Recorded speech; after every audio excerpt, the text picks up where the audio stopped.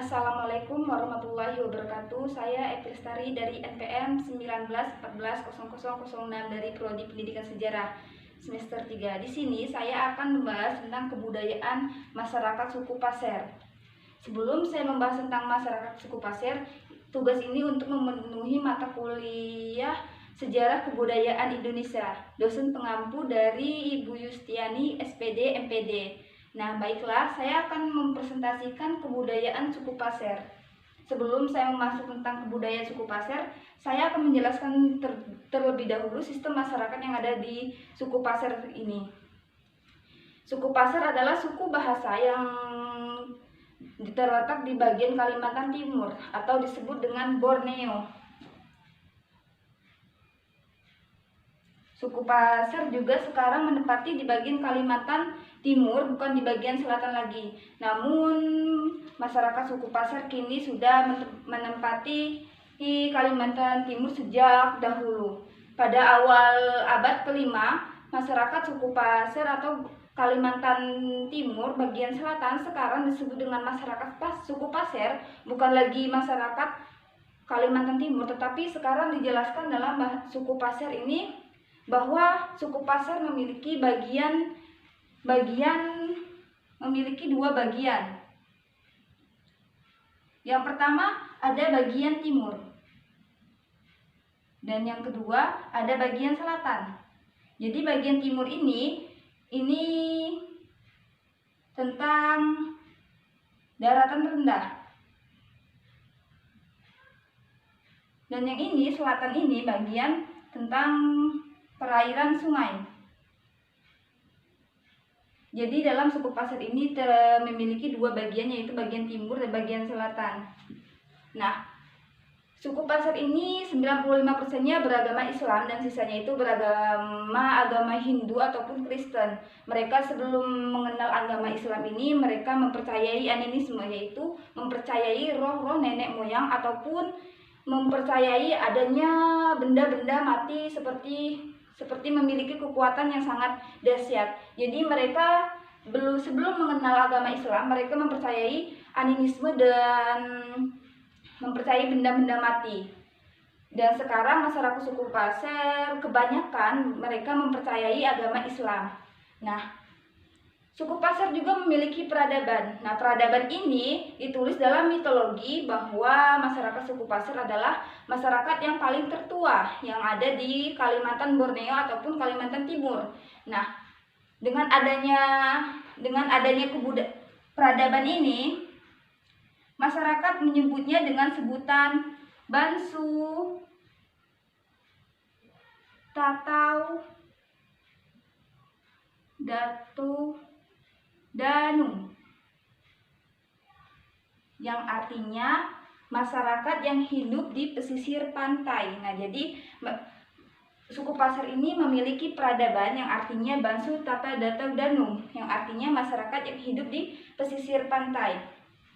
Selanjutnya, perjuangan dalam masyarakat suku Pasir ini sampai bertahan hidup sampai sekarang ini, mereka sangat mempengaruhi adanya lingkungan dan geografis. Nah, contohnya dari lingkungan ini, mereka sangat memanfaatkan adanya sungai. Jadi adanya sungai ini, mereka menganggap sungai itu banyak manfaatnya, dari adanya air tawar dan juga udang. Selain adanya sungai, mereka juga memanfaatkan hutan, yaitu adanya buah-buahan dan juga binatang buas yang bisa mereka dimakan, dan itu pun mereka jadi mempertahankan hidup mereka melalui sungai dan juga hutan. Nah, selanjutnya saya sudah masuk dalam suku Pasir ini, masyarakat tradisi ataupun kepercayaan yang ada di suku Pasir. Nah, selanjutnya saya masuk dalam sistem bahasa. Nah, di sini ada gambar anak-anak sekolah yang duduk di bangku SD. Nah, mereka ini pasti memiliki suku bahasa yang berbeda-beda, tetapi pasti mereka ini memiliki bahasanya, tetapi bahasa mereka ini berbeda-beda. Tetapi dalam bahasa suku Pasir diartikan sebagai bahasa ibu. Bahasa ibu. atau disebut dengan bahasa pemersatu. Jadi dalam bahasa suku Pasir ini, masyarakat suku Pasir ini walaupun mereka berbeda-beda tetapi mereka tetap bersatu dalam bahasa ini. Dan itu juga bahasanya mudah dimengerti dalam anak-anak usia seperti anak SD juga. Selanjutnya ada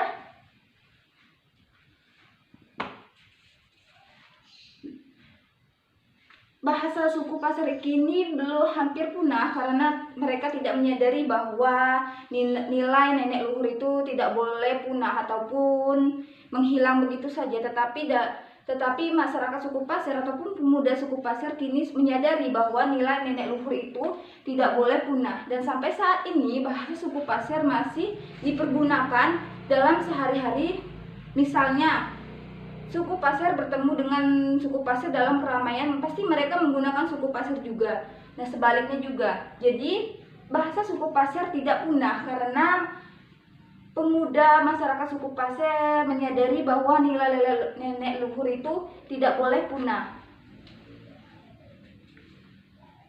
Nah, selanjutnya ada sistem bahasa dan yang kedua ada rumah adat. Nah, ini rumah adat. Nah, rumah adat suku Pasir ini merupakan rumah adat tradisional yang biasanya dibangun di kawasan tepi sungai. Nih. Kenapa mereka membangun di tempat tepi sungai? Karena mereka memanfaatkan adanya sungai. Nah, sungai ini sangat bermanfaat bagi masyarakat penduduk suku Pasir untuk kehidupan mereka. Seperti adanya udang, air tawar, dan juga adanya air-air yang bisa mereka minum. Nah, sebelum mereka ini rumahnya adat suku Pasir. Ini tidak ada atap. Nah, ini rumahnya berbentuk panggung ya. Segi 4 panjang, miringnya 450. Nah, di sini. Nah, dirajut ke sampingnya kiri berukuran juga karena bisa tingginya bisa sampai 2 cm. Atap rumahnya ini tidak terbuat dari genteng ataupun seng juga, tetapi mereka masih menggunakan daun ataupun bambu. Nah, untuk lantainya ini mereka tidak menggunakan keramik ataupun semen, tetapi mereka masih menggunakan bambu-bambu yang dipotong. Mereka ini belum mengenal paku, tetapi mereka masih mengenal rotan untuk menali sebuah bangunan. Nah, ini contoh untuk pagar yang ada di rumah adat suku Pasir. Tidak ada pagar yang berbesi ataupun apa. Mereka masih menggunakan kayu dan ini rumput-rumput untuk hiasannya. Atapnya ini tidak menggunakan atap genteng juga, tetapi mereka masih menggunakan kayu juga, daun, bisa juga triplek. Nah, selanjutnya sudah rumah adat, saya akan memasuki pakaian adat.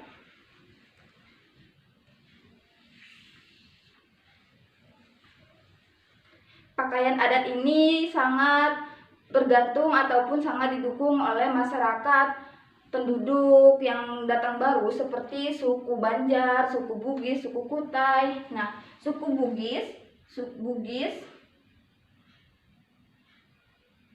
Kutai, dan juga Banjar ada lain dari bangsa Arab ataupun Cina dan juga Melayu. Mereka ini sangat mendukung adanya pembuatan pakaian adat suku Pasir. Nah, dengan mereka mendukung, akhirnya pakaian adat suku Pasir ini masuk ke internasional. Jadi masyarakat suku Pasir sangat bangga, apalagi masyarakatnya, karena salah satu adat pakaian mereka masuk ke internasional.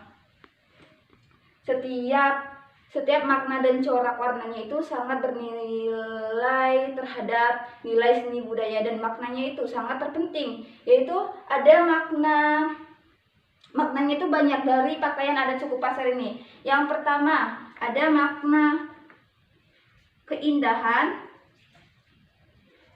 dan yang kedua ada kekuatan, ketiga kebersamaan, Yang keempat, persatuan. Jadi makna yang dicorakkan dalam pakaian adat suku Pasar ini sangat bermakna. Adanya kekuatan, adanya kebersamaan, adanya keindahan. Dalam pakaian adat suku Pasar ini termasuk dalam kategori masuk ke internasional. Nah, di sini saya akan membahas tentang warna kuning ini melambangkan keberadaan Tuhan yang Maha Besar. Jadi warna kuning ini melambangkan adanya Tuhan, keagungan. Selanjutnya ada warna merah. Nah, ini warna merah. Ini selendang ini. Warna merah ini artinya abadi. Jadi abadi walaupun dicuci tidak luntur. Ini terbuat dari daun sirih. Jadi tidak luntur pakaian ini. Selanjutnya ada mahkota. Nah, setiap pengantin itu kan pasti mempunyai mahkota. Nah, mahkota ini artinya hiasan sebagai lambang tingkat kebangsawanan. Nah, jadi ini bangsawanan mereka sebagai mahkota. Pakaian adat suku Pasar ini juga sangat bagus. Ada juga dari seperti tani dan juga seperti pengantin. Nah, selanjutnya ada tarian adat.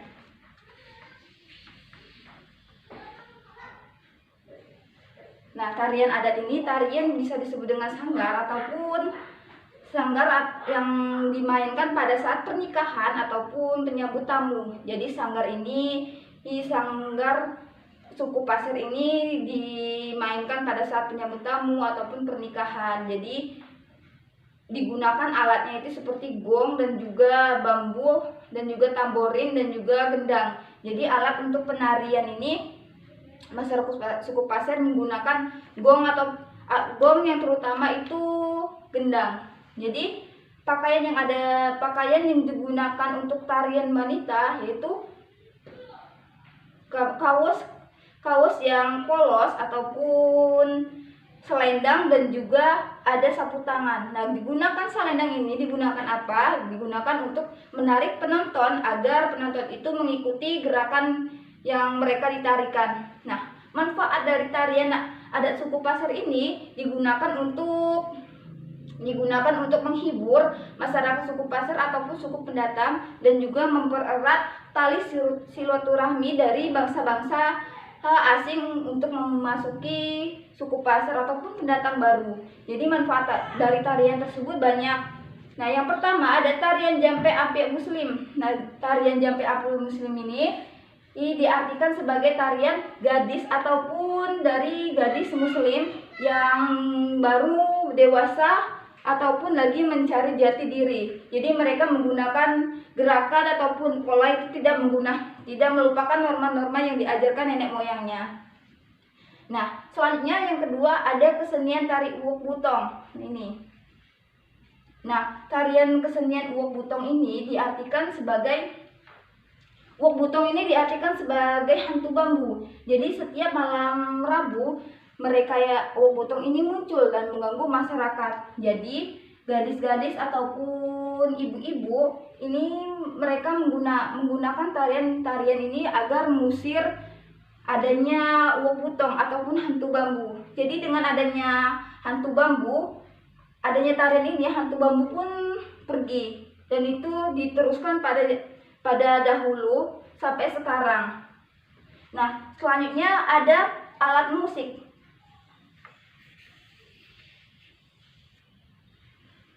Alat musik yang digunakan suku Pasar ini yang pertama ada jantung utang. Jantung utang ini salah satu alat musik yang ada di Kalimantan ataupun asli yang ada di Kalimantan atau suku Pasar. Nah, tingginya juga 3 meter dan juga diameternya 50 cm. Ini 3 meter. Nah, ini 50 cm. Nah, ini juga terbuat dari kayu yang dimainkan secara dipukul tangan dua. Jadi satu tangan kiri, kanan ini memiliki 2 kayu juga. Jadi setiap tingkat yang ada di sini pasti memiliki bunyi yang tersendiri yang mereka sangat mempunyai bunyi yang tersendiri. Ini 1, 2, 3, 4. ini mempunyai seperti dipukul, lalu yang di sini mempunyai bunyi dan sini juga mempunyai bunyi. Nah, yang itu diartikan sebagai alat musik jantung utang. Nah, yang kedua ada sampai. Nah, alat musik sampai ini juga digunakan untuk mengingat perasaan ataupun perasaan sedih ataupun senang. Jadi, jika pemain yang digunakan pada saat malam hari ini menceritakan tentang kesedihan. Jadi, jika dimainkan pada siang hari ini menceritakan tentang kebahagiaan. Jadi, walaupun ini juga caranya dipetik. Jadi, seperti gini ya.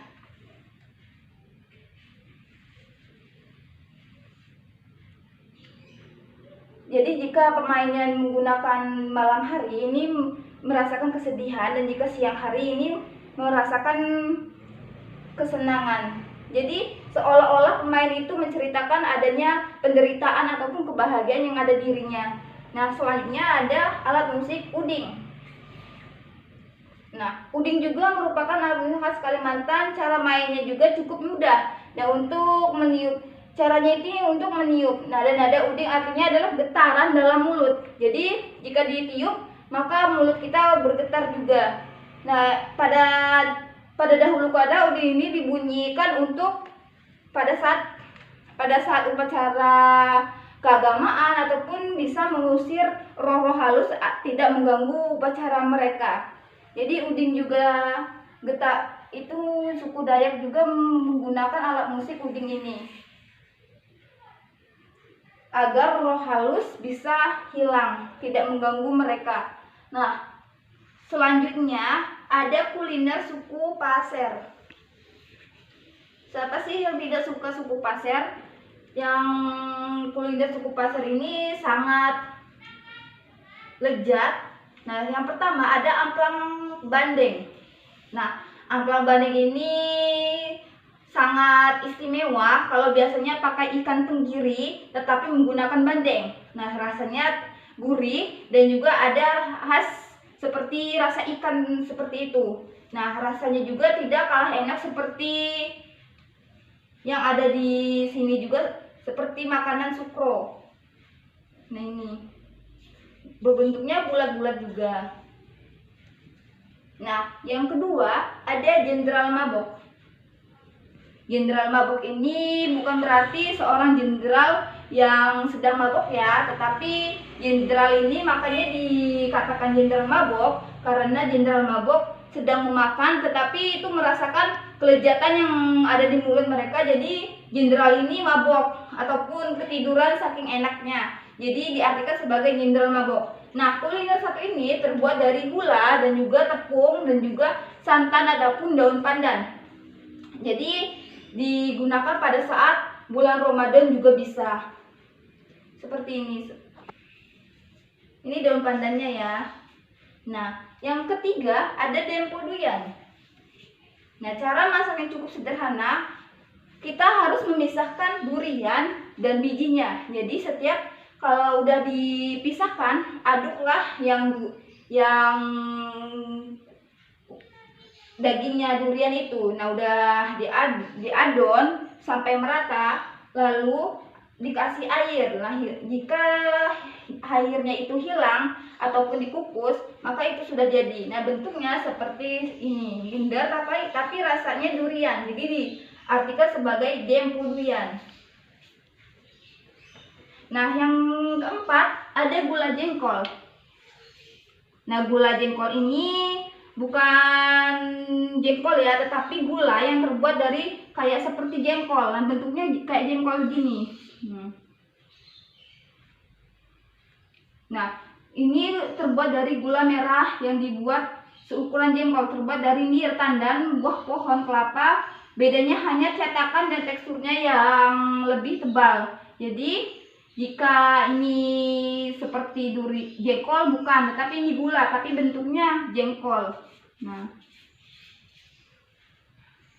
dari kebudayaan suku Pasir ada sistem bahasa dan juga ada rumah adat dan juga pakaian adat dan juga ada tarian adat, tarian Jape Ampe Muslimah dan juga ada Wubutong dan yang lainnya ada alat musik. Alat musik ini jantung utang yang kedua ada sampe, yang ketiga udang. Nah, ada juga kuliner suku Pasir. Yang pertama amplang bandeng, yang kedua ginderang labok, yang ketiga tempo duyan, yang keempat gula jengkol.